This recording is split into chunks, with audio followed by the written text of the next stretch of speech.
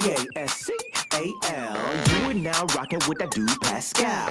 We be going wild, Haitian in the building, so original. Got the haters catching feelings. Get your hands up to the ceiling and keep them held high, cause St. Louis isn't ready. Forget about it, goodbye. Hold up, we just saying hi.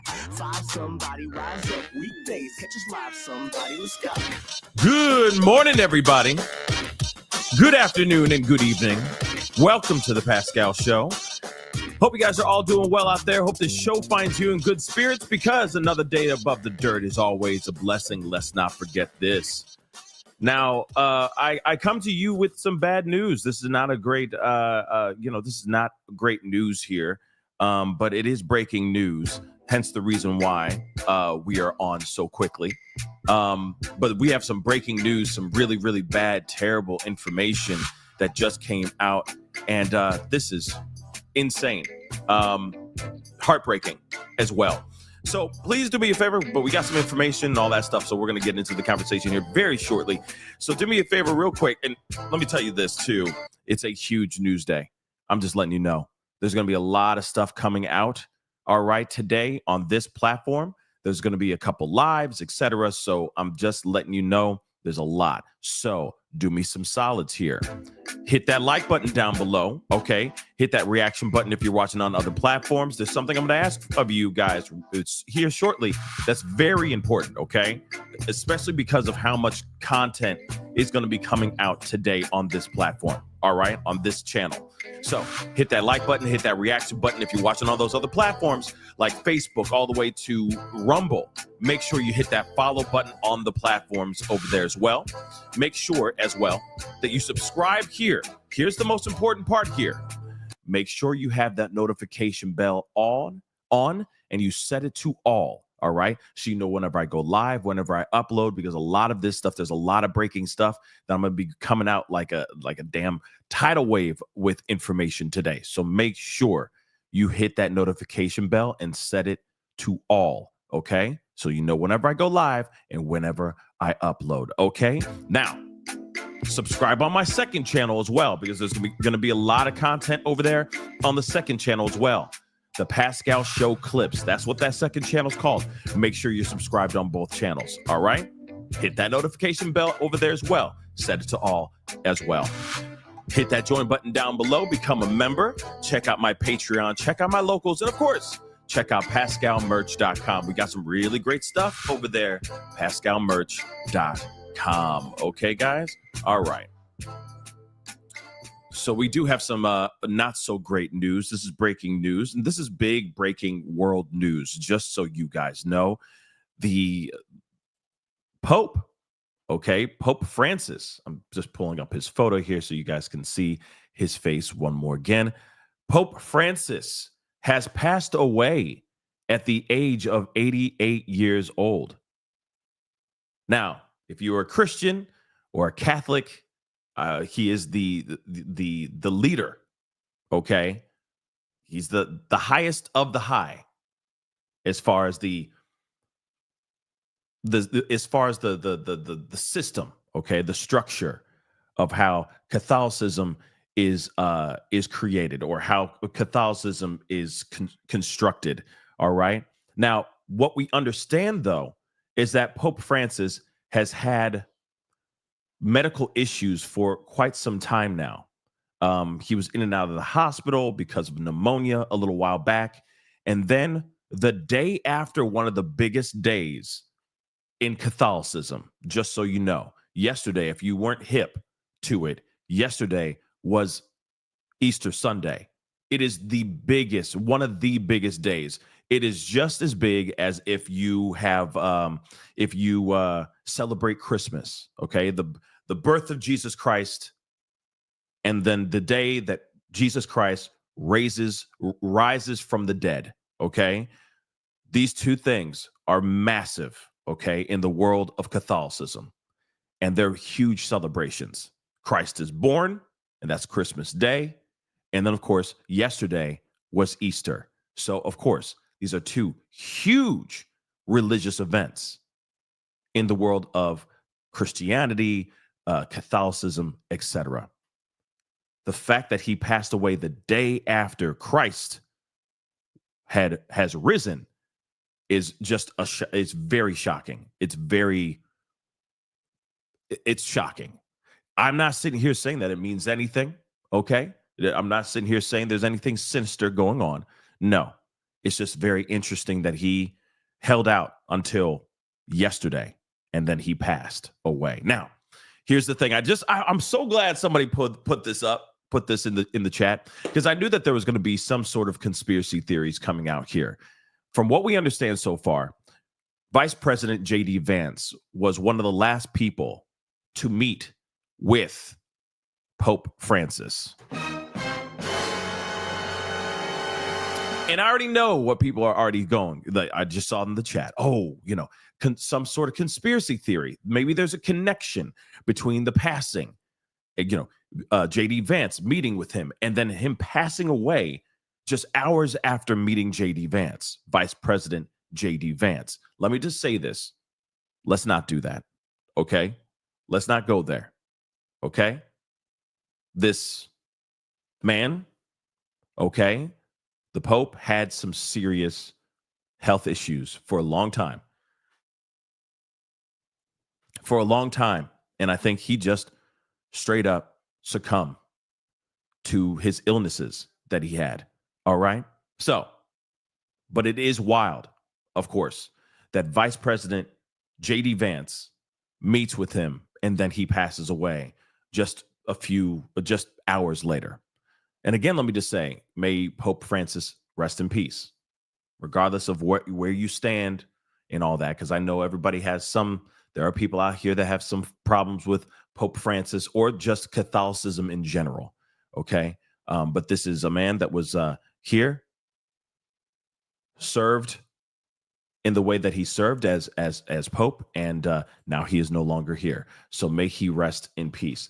So we got a few things I'm going to share with you guys, all right? Because this is just wild, and it just kind of came out of left field, right? And so there were some announcements done by the Vatican. So we're going to take a look at that here. And of course, they're speaking. If I'm correct, they're speaking in Italian. So there is subtitles on the bottom of this, just so you know that are translated into English. Okay, just so you guys know. Let's take a listen to this. Carissimi fratelli e sorelle, con profondo dolore devo annunciare la morte del nostro Santo Padre Francesco. Alle ore 7:35 di questa mattina, il Vescovo di Roma Francesco è tornato alla casa del Padre. La sua vita tutta intera è stata dedicata al servizio del Signore e della sua Chiesa. Ci ha insegnato a vivere i valori del Vangelo con fedeltà, coraggio e amore universali, in modo particolare a favore dei più poveri ed emarginati. Con immensa gratitudine per il suo esempio di vero discepolo del Signore Gesù, raccomandiamo l'anima del Papa Francesco all'infinito amore misericordioso di Dio uno e trino. Grazie. Now, of course, there has been, all of this is terrible news. Okay. So we got to go into a few articles, a few things that are going on, of course. And I know a lot of people are wanting to know what was his cause of his demise and all that as well. And then, of course, the next question is, what's going to happen next? Who is going to become Pope? Who's going to take over that seat? There's been a lot of questions about that as of late. I don't know the process. Okay, I don't know how they choose and who they elect to become Pope. Then of course, what's the process, right? How do they vet their Pope candidates, etc. And of course, this particular seat, you have that seat till your dying day, from my understanding. So again, I am kind of curious as to what is going to happen here from this point on, of course. But let's get into some more information here. All right.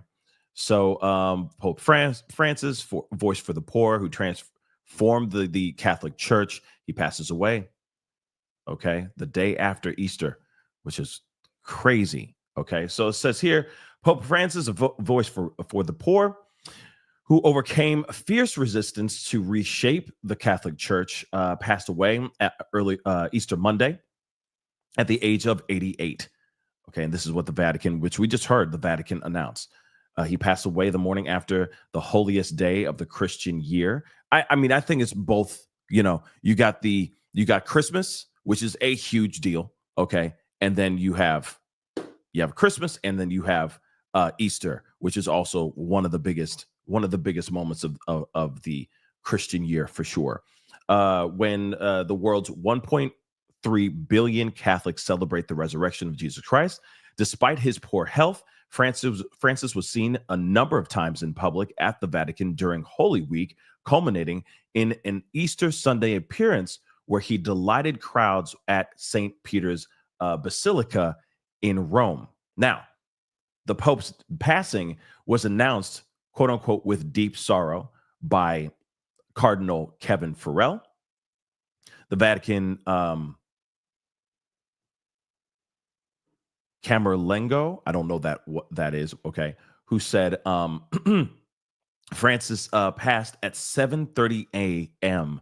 local time, okay, until, or it would be like 1:35 a.m. So in the middle of the night, around our time, okay. While we were all sleeping, he had passed away. But you got to understand, this is what was happening in Italy, right?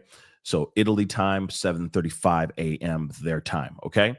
Until a new pope is chosen, Farrell acts as the head of the Vatican. So Kevin Farrell, who was announcing his passing, is going to be the person who's going to be taking over as the interim, as the Pope interim, I guess, for the time being. Okay. And they said with immense gratitude for his example as a true disciple of the Lord Jesus, we commend the soul of Pope Francis to the infinite merciful love of the triune God.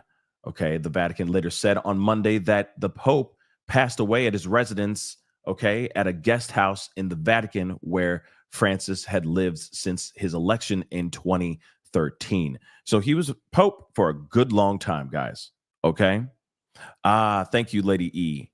I appreciate that. Okay. It's like the Chamberlain. Thank you so much. Okay. But yeah, now he is going to be the acting, taking over the spot of Pope until a Pope is actually voted in or elected in. Okay. Just so you know. Now, he suffered a severe health crisis earlier this year and was hospitalized for 5 weeks with double pneumonia. I have never heard of double pneumonia in my doggone life, but that sounds intense. Okay. His doctors said later that the Pope was so critically ill, the staff considered stopping his treatment so he could just pass away. That's insane. But the Pope recovered from the worst illness and was discharged last month. Okay. So the Vatican said as recently as last week, his health was improving. While he did not lead any major services on the during the holy period, the Pope continued to hold engagements up to Easter Sunday. And that's when he briefly met the U.S. Vice President JD Vance. We're going to take a look at some footage of that here in a second, too. Francis gave the traditional Easter blessing from the balcony of St. Peter's, although an aide read out, read out on his behalf. Okay, so he also rode the Pope Mobile through the crowds gathered at the square, stopping several times to bless babies handed to him. So I don't know, maybe it was something, maybe his immune system was really down bad, right? And maybe, I don't know. it's just so interesting that he just passes away in this fashion. So, but of course, he's 88 years old. He had double pneumonia. So again, they probably were like, they were all basically saying that he was on his way out. So he was already weak to begin with, right? So Vance said on X on Monday that he was happy to have seen the Pope, though he was obviously very ill. That's what he says. He also said, "My heart goes out to millions of Christians all over the world who loved him." And this is what Vance said. So, of course, condolences are pouring in. The world is reacting quite tremendously. People are very much shocked about this information. And yeah, there are crazy conspiracy theories running amok with the fact that Pope Francis met with JD Vance, and then hours later, he passes away early in the morning this morning, okay, in the Vatican. And that's just crazy. No matter what, really, really crazy stuff. Very, very sad. Here's some footage I'm going to share with y'all here real quick. Cari fratelli e sorelle, buona Pasqua.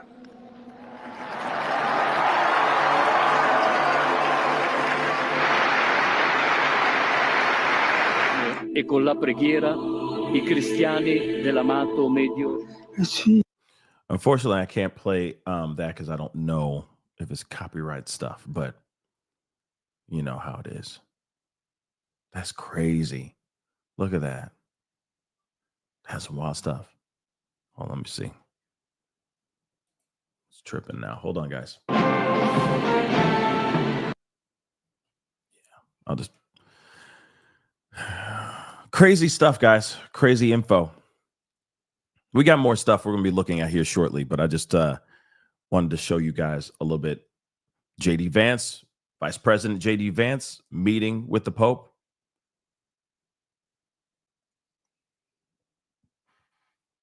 I think this is just wild. I think what's wild, let me see what the maybe what's going on, because obviously he's got a translator for him and everything. But I mean, it's pretty wild that he met them and then hours later he's gone, right? Hours later he passes away. But that's just, that's just the way it is. You know what I mean? Let's take a look at this too. Good morning, and we come on the air early this morning with the latest on the breaking news of the hour from the Vatican. Pope Francis has died. The 88-year-old pontiff passed away just hours after he surprised many by addressing the Easter Sunday crowd at St. Peter's, even riding through the square in his famous Pope mobile. He also held a meeting at the Vatican with Vice President JD Vance. Yeah, that's why this news, despite the Pope's age, despite his recent health struggles, really caught a lot of folks by surprise. He appeared to be on the road to recovery after suffering double pneumonia that led to a 38-day hospital stay. We want to turn now to NBC's Claudio Lavanga, who has made his way to the Vatican for us in Rome. Claudio, good morning to you, and kind of set the scene there right now. The Catholic Church officially in mourning.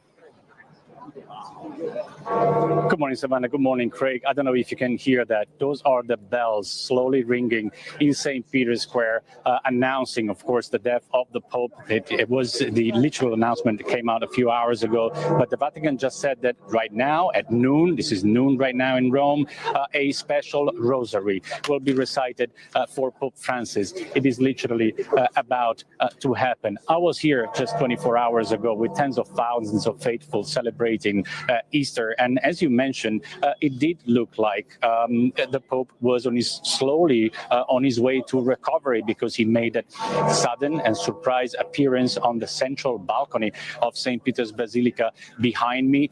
He looked frail, as he has in the last few months, but there was a good sign. He was not wearing those oxygen cannulas in his oxygen tubes in his nose, and that led us believe that he was slowly improving. Also, he spoke, he said, Happy Easter to everyone.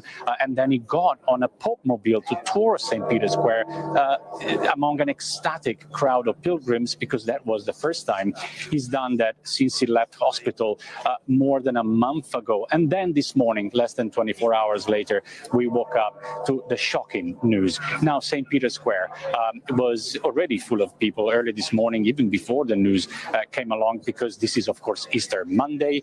It is also Jubilee year, so there's more pilgrims than usual. And some of them, we had to break the news to some of them. They were not aware that the Pope had died. So a lot of people are coming in now from everywhere in Rome to pay their respects to the much-loved Pope Francis. Savannah, Craig. All right, Claudio, thank you very much. NBC's Ann Thompson has covered Pope Francis extensively. She was at the Vatican for much of his recent hospitalization. You were there for more than... Yeah, I'm wondering... I'm actually wondering, you know, it is interesting because, you know, sometimes they kind of hold information like this for a little bit before they, you know, tell the world, but for whatever reason. But it is interesting that they, you know, that this was, you know, quickly put out. And again, I mean, he was very, very ill. He was very frail. So again, you know, it's just interesting. It's like I just saw what Nicole B just said earlier. Yeah, I agree. I feel like it's like he held out until the biggest day, right? The biggest day of celebration in Christianity or in Catholicism, and then he passed. But still, you know, this is just still wild information. Then 2 weeks, and good morning to you. Good morning. And you are also a very good Catholic as well. So we're sorry for your loss personally. Thank you. You know, and here we are the day after the holiest of holidays for Christians in the world, and Pope Francis slips away. Let's start with just the significance of the timing. I think that obviously it's very significant. It comes the day after Easter, the day after Catholics and Christians around the world celebrate the resurrection of Jesus Christ. But I think more than anything, you saw the Pope on his last day at his happiest. Nothing made Pope Francis happier than being a pastor, than being among his people. It's one of the things that frustrated him. And that's why you saw increasingly during Holy Week, these sort of special appearances that he would make at the Basilica, St. Peter's Basilica.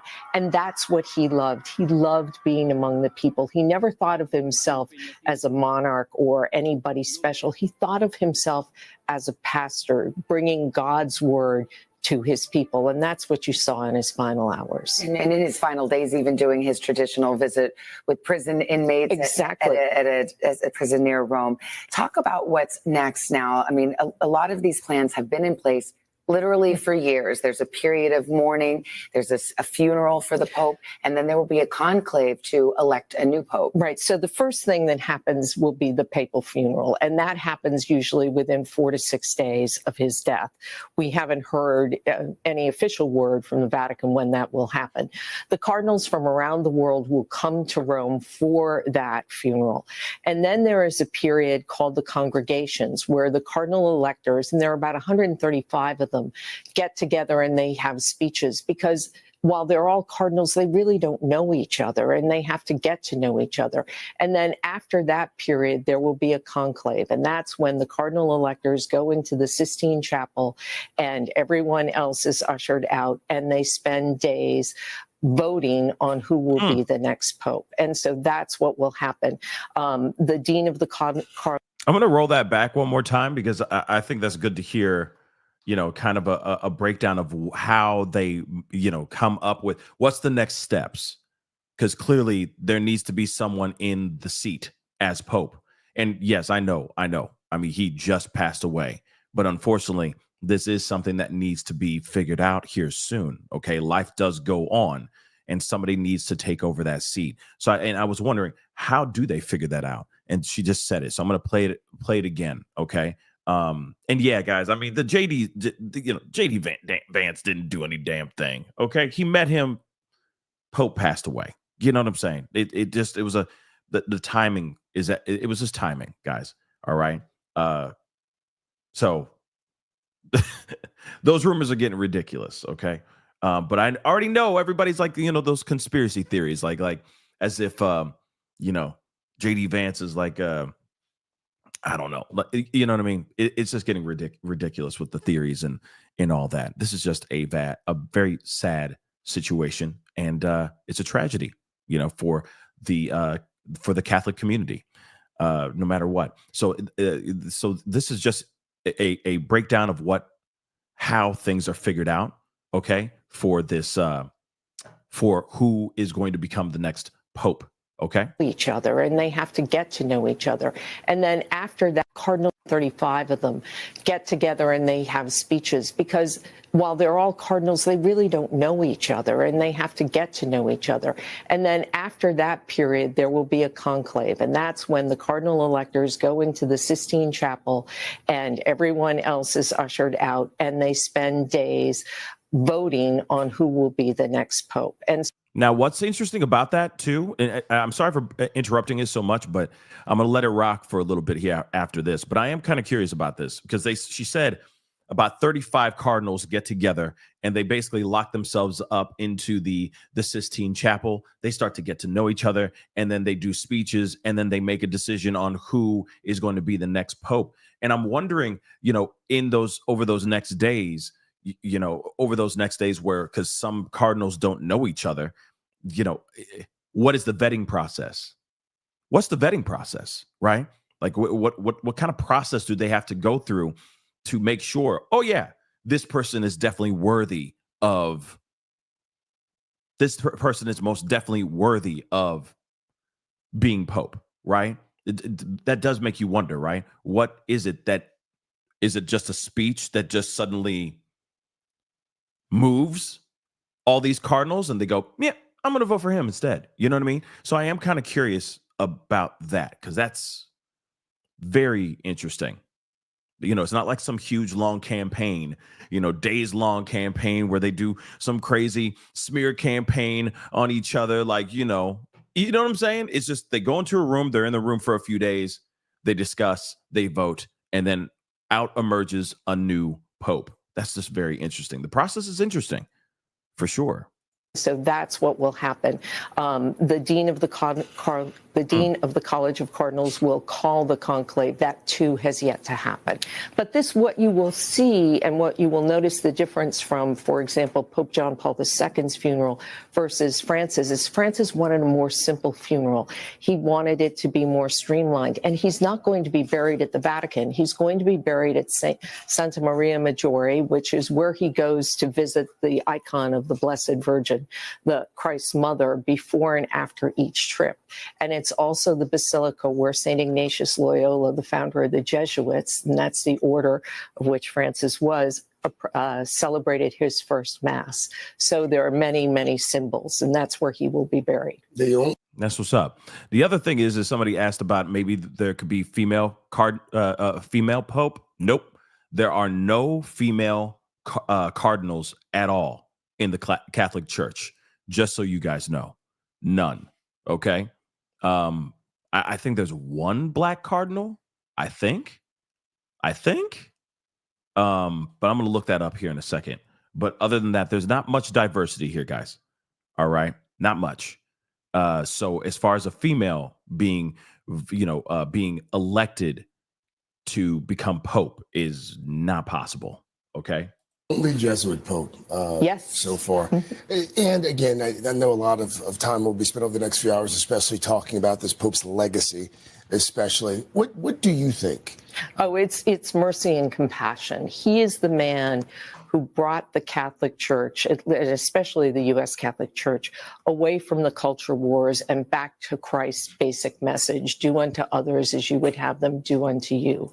And that is what I think excited people about his papacy. And then the other thing is, he said, we have a responsibility to reach out to the least of us, the people, the marginalized, the people on the peripheries, as he spoke of them. And even in the Vatican, he had a big outreach program to the homeless. He set up showers for them. He arranged barbers for them and hairdressers, and that kind of, every time he celebrated his birthday, it was always with a group of homeless people. It was never with anybody fancy or the princes of the church, as the Cardinals are known. That's who he liked to be with. That's who he felt compelled to. That's what's up. The other thing is also, just so you know, yes, there is only one black cardinal. Okay. He is actually the first African-American, okay, to become a cardinal in the Catholic Church. His name is, well, he goes by Cardinal Wilton Gregory. Okay, that's his title. His name is Wilton Gregory, but he is Cardinal Wilton Gregory. Okay, Pope Francis made him a cardinal in 2020. Okay, and so he is one of the 35 cardinals that will go into a room, and they will all basically put their opportunity on the table. Right? They'll speak. They'll ask the others to say, "Hey, vote for me. I could be the greatest. I could be the next great pope because of X, Y, and Z, and all that stuff." So yes, only one. I guess that's the only diversity in that whole thing. Yeah, I know. I already know the DEI jokes are flooding out already. Right? But nonetheless, there is one African-American cardinal, okay, Wilton Gregory. And of course, he will be among the many others that will be in the room to talk about this whole thing and find out whether or not they become pope or not. So let's continue. And set aside some of the more, I guess, ostentatious displays that sometimes popes had, didn't live in the famous papal apartments, chose a more austere lifestyle for himself. Right. And one of the reasons he didn't live in the papal apartments is he liked people around him. And he said he would have gone crazy because you'd be very isolated in the Apostolic Palace. He lived in Casa Santa Marta, which, as a friend of mine described, as a Hollywood Holiday Inn Express with marble floors. It's not particularly fancy, but he liked that. It's the visiting hotel. It's the hotel on the papal grounds or on the Vatican grounds. And he liked being around people. And that need to be around people is what you saw in the last week of his life. That's why he kept going out. I would watch this and think, stay back, get well. That's the most important thing. But that was part of his being well, was being among the people. Thank you. And thank you. I want to turn now to Christopher White, who is a reporter for the National Catholic Reporters, a longtime Vatican correspondent. Christopher, good morning to you. I know you've been listening to this conversation. I mean, in some ways, Pope Francis was a reformer and clashed with more conservative members of the clerical order and the cardinals. How do you think he's going to be remembered? I think this is a pope that was unafraid to bring the church in dialogue with the modern world, to answer and listen to hard questions and to not be afraid. As Anne mentioned, he really wasn't interested in banging people on the head with doctrine, but he really wanted to accompany people in where they are in life. And I think that's why, as Anne rightly noted, he was so appreciated and beloved by Catholics and non-Catholics alike. Christopher, looking ahead now, again, we know that this is going to be a period of mourning for the Catholic Church. There'll be a funeral, then there'll be the conclave. As the Catholic Church looks to the next pope, what do you think that the Church will be looking for in the next pontiff? I think, there are 136 cardinal electors who will all come to Rome in the coming days. And I think when they're behind closed doors, they're going to talk about a profile before they talk about a person. And they'll weigh things like, how much do we want this person to be good at government and just the average, work of governing the church, management? Or how much do we want this person to have more of an outward-facing missionary personality?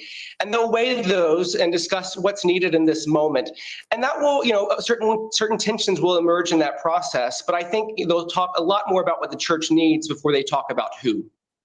Well, let's talk about some of that orthodoxy. And I mentioned some of the clashes that had taken place with some of the more conservative members of the Catholic Church over doctrinal things like the Latin Mass, but also about social issues. And, you know, when you look at the whole picture of Pope Francis, there's a little bit of something for everybody. I mean, in some ways, progressives were heartened by some of his stances, but didn't think they went far enough. There are other ways in which, again, he clashed with conservative members of the church. So where does he fit when you look at the whole picture? You can't really map Pope Francis onto certainly not American political categories. I mean, one of his famous lines in one of his early documents was that everything is connected. And so for Pope Francis, he began with the sort of dignity of the human person. And so that's what led him to oppose abortion, but also have a very strong defense of migrants and climate change. And so I think that's why some people often found him a bit puzzling. How do you characterize this guy? Is he a progressive? Is he a conservative? In a sense, he was both. Ann Thompson here in the studio with us, and just yeah. And just so you know, just some information, because I know some people are, and I may have misspoke on the number. I thought I heard 35. But it says here, and I just Googled it really quick. Apparently, there are a total of 252 cardinals in the Catholic Church. So it says as of April 19th of 2025, there are 252 cardinals in the Catholic Church. Of these, 135.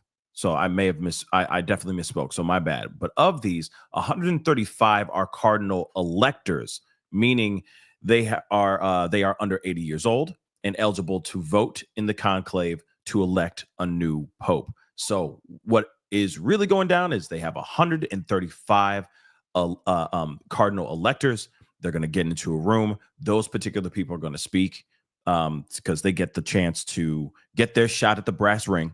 And then there will be some sort of election that will be taking place, and then a new over a course of a couple days. So I would say in the next the next month, I think we're going to be hearing about a new elected pope. Okay, but again, it's 135 that are eligible to vote and also eligible to try to become the pope. Okay. Just so you guys know, 135, not 35. So I apologize for that mistake. All right. But yeah, that's this is all news to me. Okay. So let's go and take a look at this. Yeah. I mean, and Caroline, you're right. This is going to be first off, they have to pay their respects. Okay. They have to pay their respects to the Pope, okay, to Pope Francis. They still have to do their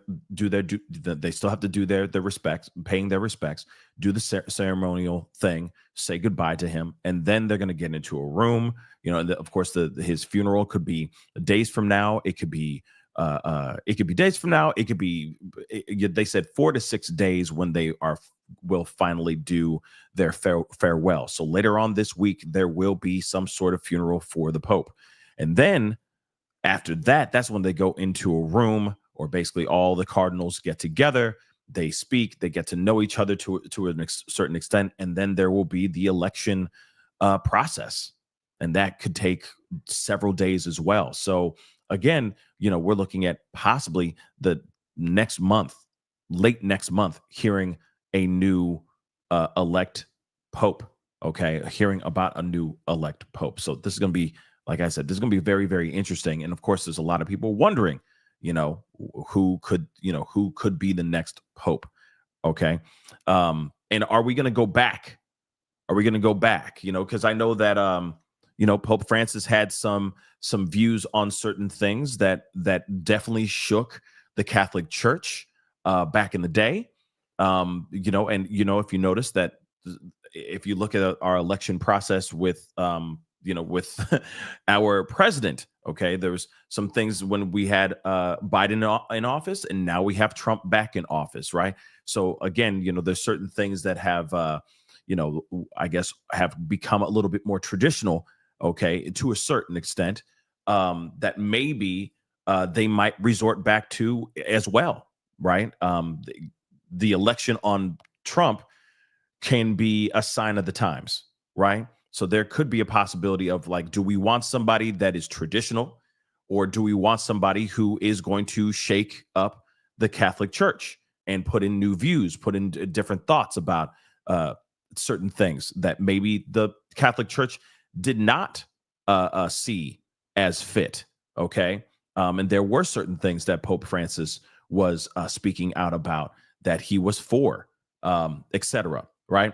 So it does make you wonder if they're going to look for somebody who is a little bit more conservative, or if they're going to be looking for someone who is a little bit more on liberal with their views and their thoughts about the way of life is now. So it's going to be interesting to see who the next pope is going to be, because that will definitely be a huge foreshadowing on what can happen for the Catholic Church in the near future. Okay, so again, it's going to be interesting to see what happens here. Okay. To that point, to a certain extent, he was talking about this Pope being more progressive than some of his predecessors. There we go. The role of women in the church. This is a Pope who also seemed to go out of his way to really promote women more than some of his predecessors had. He did. He tried to put, or he did put women in leadership positions across the Vatican to some great resistance, actually. But he would not go as far as to support women's ordination to the priesthood. That, he said, that door was closed. John Paul II had closed the door on that. He said the theology just didn't line up. He has had commissions looking at the issue of women becoming deacons within the church, but that remains unresolved. And I think a lot of people will think he did not do enough for women. While he did some things, it wasn't enough. Interesting, right? But like I said, it's going to be interesting, like she just said, and like what the anchor said. I don't know his name, but what he said there, which is, he was known to be a little bit more progressive on certain things. Are we going to go back to the traditional way of things with a new pope, or are they going to find somebody that's going to be a little bit more progressive, or a little bit, or that is a tiny bit progressive in their views and their thoughts? That's something I think is going to be very, very interesting to see in the near future with everything as far as this election goes and the conclave process goes. So again, like I said, the sign of the times, maybe it'll be a thing where they're like, hey, we don't want somebody who's very progressive. We don't want somebody who has those type of views. We need somebody who's a traditionalist. We need somebody who is who can check all the boxes as far as ritual, as far as tradition, and all that. So it's going to be interesting, to see what happens and who is actually elected in the upcoming months or upcoming weeks. We have to also look at the clergy sex abuse scandal that was pervasive for his papacy and his predecessors as well. And he had some missteps, but finally came around to a point of really acknowledging the sin of the church in overlooking these abuses. And I remember the words he chose: we abandoned the little one. Yeah, and that came from listening. He went to Chile and had a disastrous visit there. It was rocked by sex scandals, and he believed his cardinals, who said these people are not telling the truth. He came back, he had his investigator go to Chile, and he turned out this 2,000-page report that basically said the Pope had been lied to. And then what he did, he invited 4 of the men who had been abused by priests over to the Vatican for a week in April to listen to their stories. And that turned him around. He did a 180-degree turn on the issue. And think of how many world leaders do you know that make that kind of dramatic turn on an issue? Almost none. And that was after listening to the victims. And really quickly here, as we look ahead, we just saw a live look there at the Vatican. This is, I guess, there have been several times during our lifetime where we've seen this. There's a live look there at the Vatican. Over the next few days and weeks, folks who are not Catholic, What can we expect to see? What can we expect to hear and unfold? I think you will see the world come to Rome. That's typically what happens when a pope dies. Especially, I was thinking of the Argentinians who loved this man, and he never went back to Argentina after he became pope. The closest he got was to Rio de Janeiro. But I think you will see that. You will see a lot of the pomp that we have come to associate with the Catholic Church, a lot of the ceremony, that is beautiful, but you will see a much more, I think, pastoral funeral than the grand funeral that you saw of St. John Paul II. And then I think what you will see is the Church struggle with what the future should be, as Chris said, is that are they going to continue down the same path as Francis as far as opening the doors of the Church wide to welcome everybody in, to acknowledge everyone as a sinner, or are they going to close those doors and make it more narrow and go back to go back to strict doctrine? And that to me is the real interesting question as to when the Cardinals get together and how they choose the next pope. Yep, just like I said, are they going to go back to tradition, or are they going to look for somebody who is a little bit more, a little bit more lenient, a little bit more progressive in their thoughts and how the Catholic Church and everything, how everything is broken down. It'll be, like I said, it'll be very, very interesting to see what happens over the next couple of weeks for sure. And then again, like I said, that person who gets elected, that definitely is going to be a huge example. Right, or a huge statement to the Catholic Church, to the people, on, hey, this is the next era, right? This is the trajectory that we're going for. But also at the same time, I hope it does not take away from the things that Pope Francis instilled during his time as Pope. Right. Hopefully they don't rip the Band-Aid off and go, all the things that he worked for and tried to make happen suddenly get thrown out the window. I hope that's not the case, but anything's possible, right? Anything is possible. Let's take a look at this here. Crazy stuff, though. Here in New York. We want to get right to the news from Rome, where the bells have tolled 88 times to commemorate that.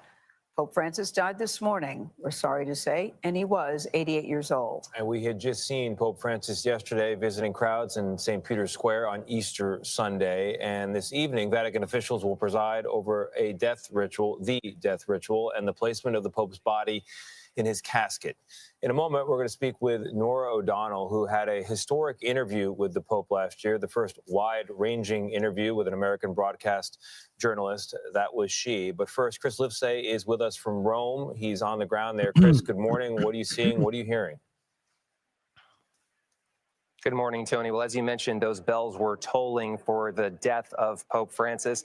Now, St. Peter's Square is just filled with a deafening silence as faithful flock here by the hundreds, perhaps thousands, to mourn the passing of Pope Francis. It is in stark contrast to the scenes of joy that we witnessed here just yesterday for what turned out to be the final appearance of Pope Francis on Easter.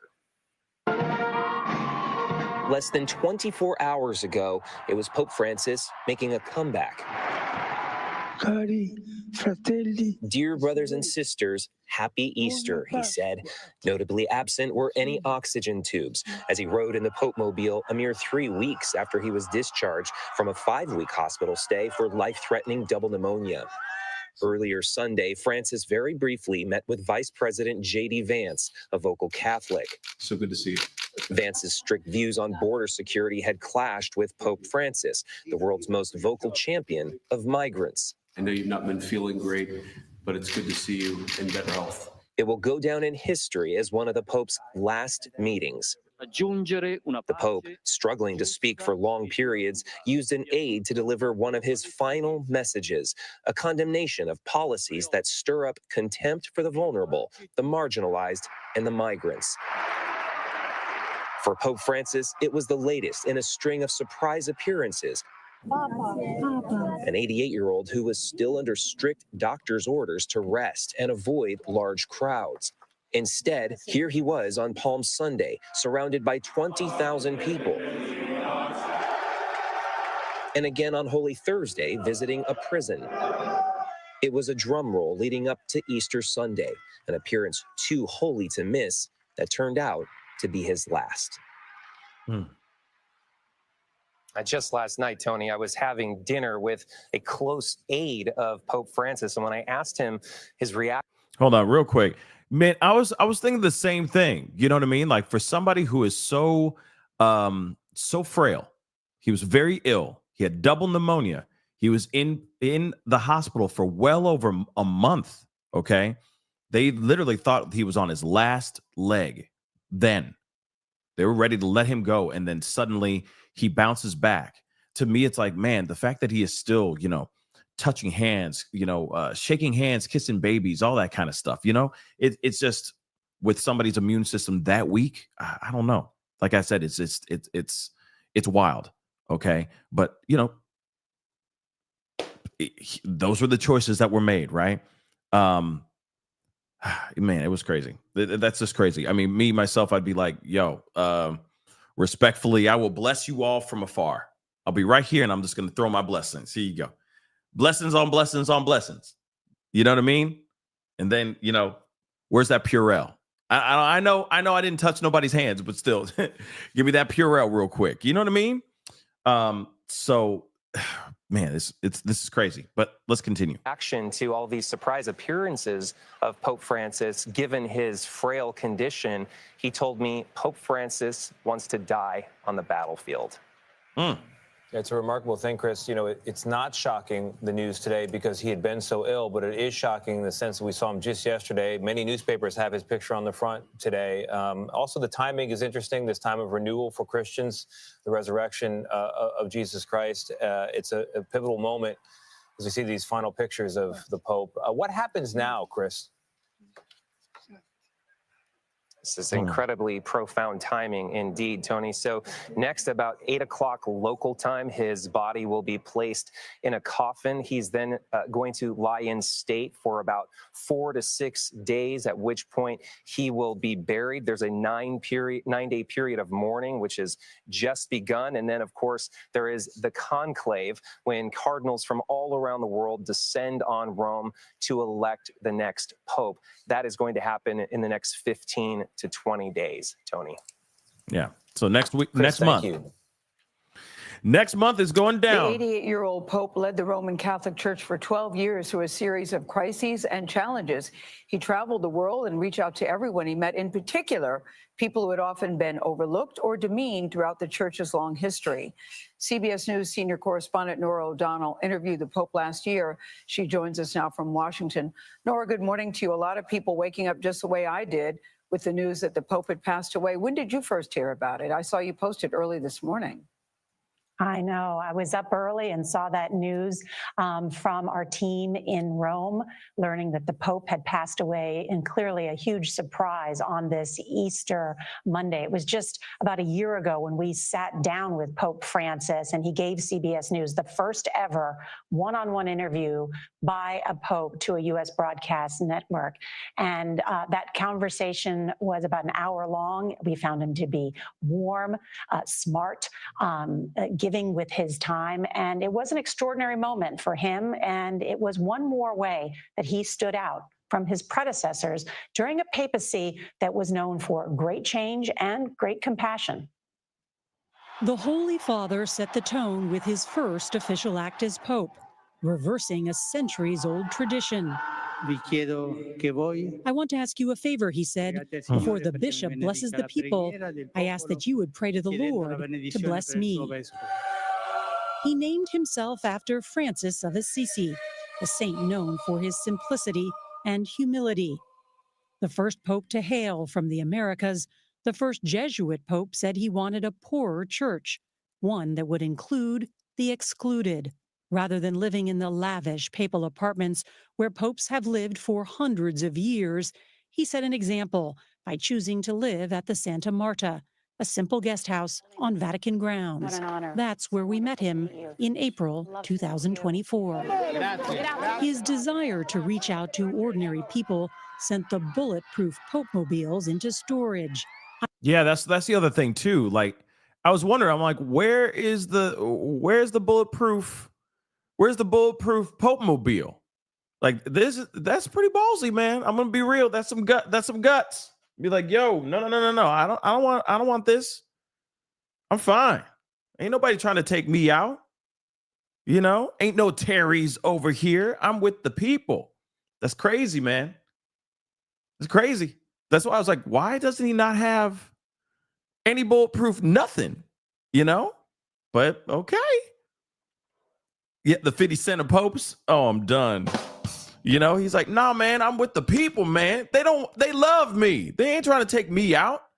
Shoot, faith. I got God and faith on my side. You know what I mean?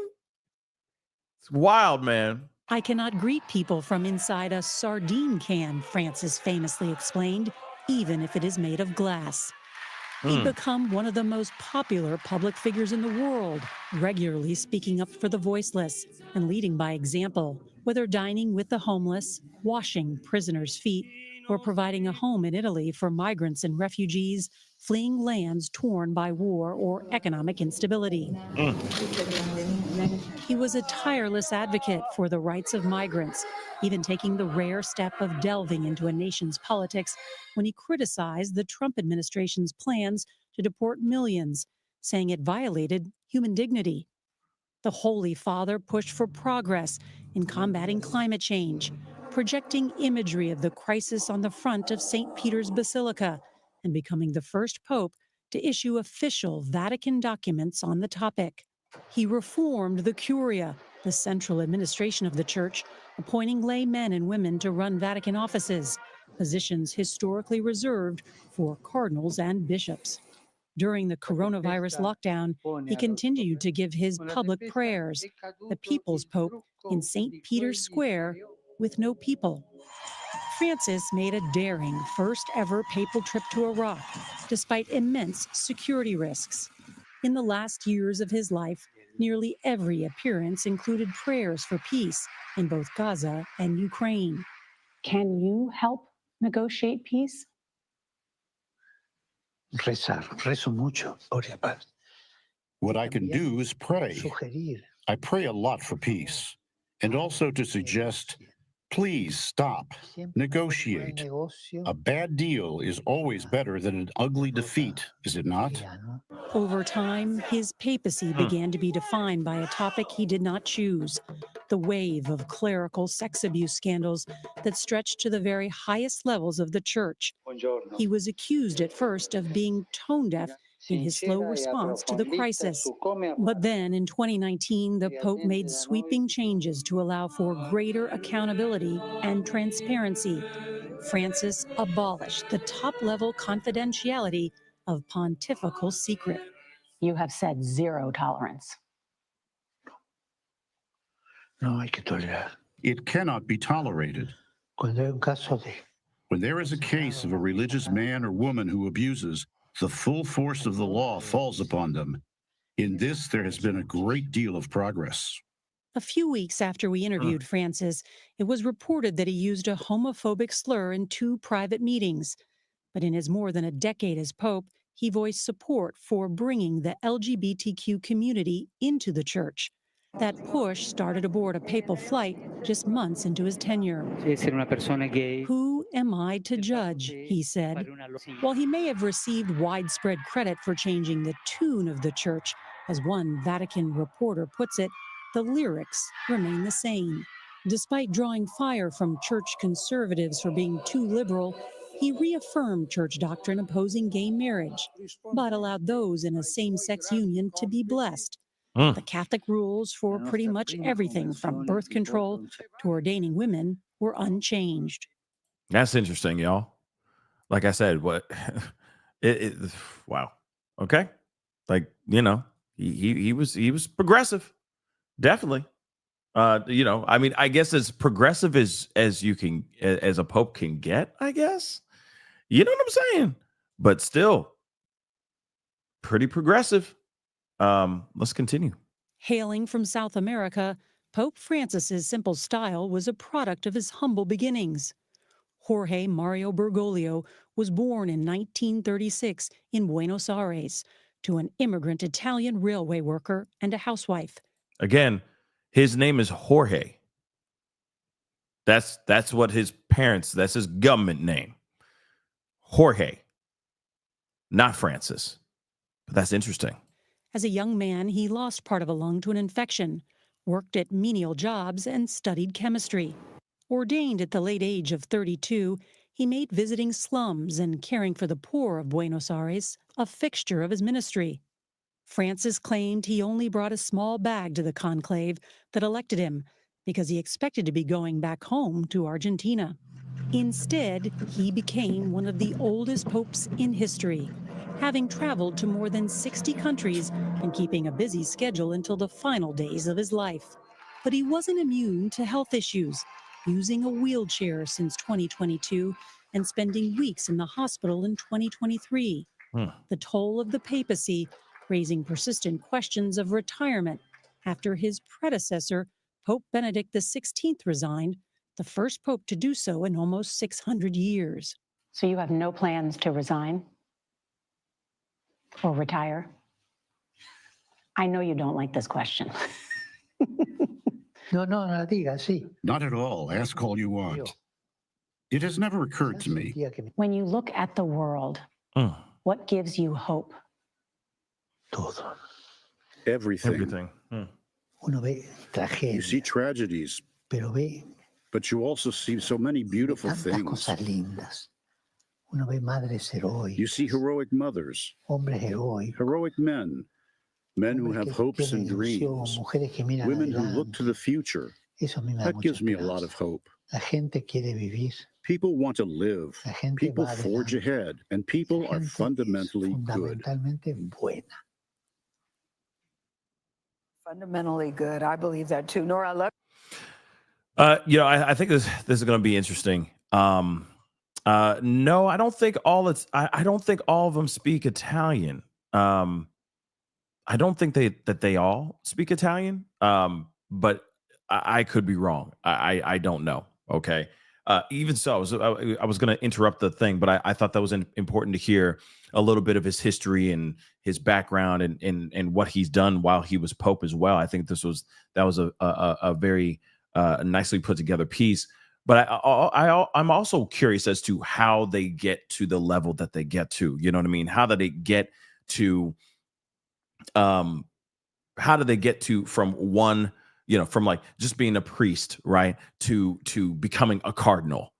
How do they just what's the process to getting to that level, and how fast can you get to become a cardinal?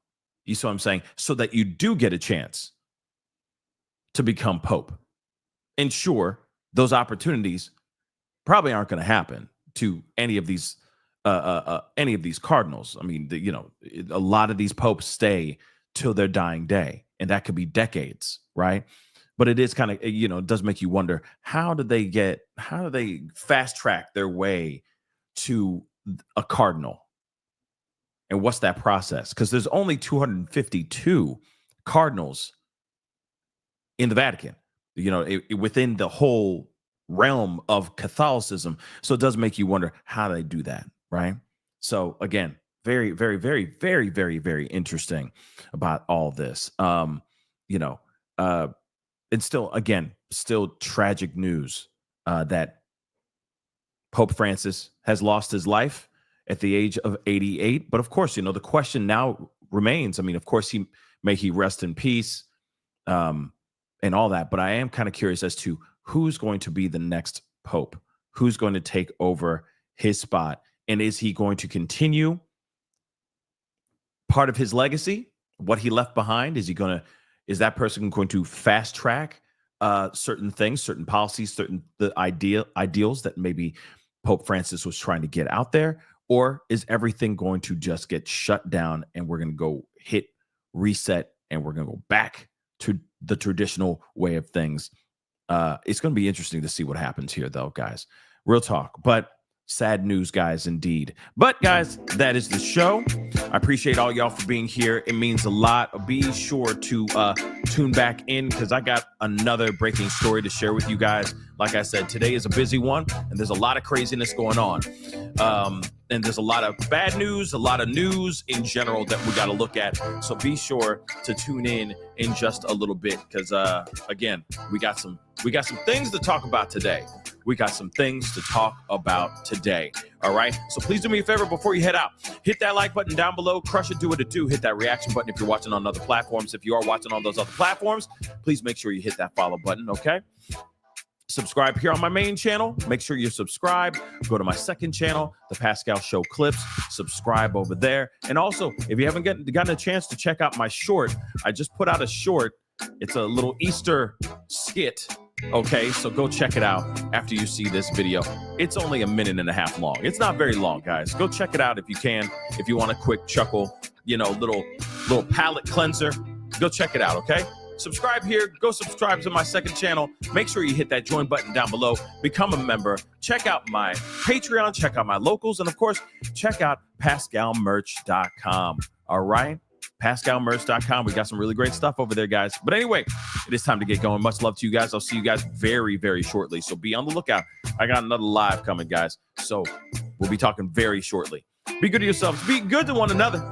This is The Pascal Show. Bye.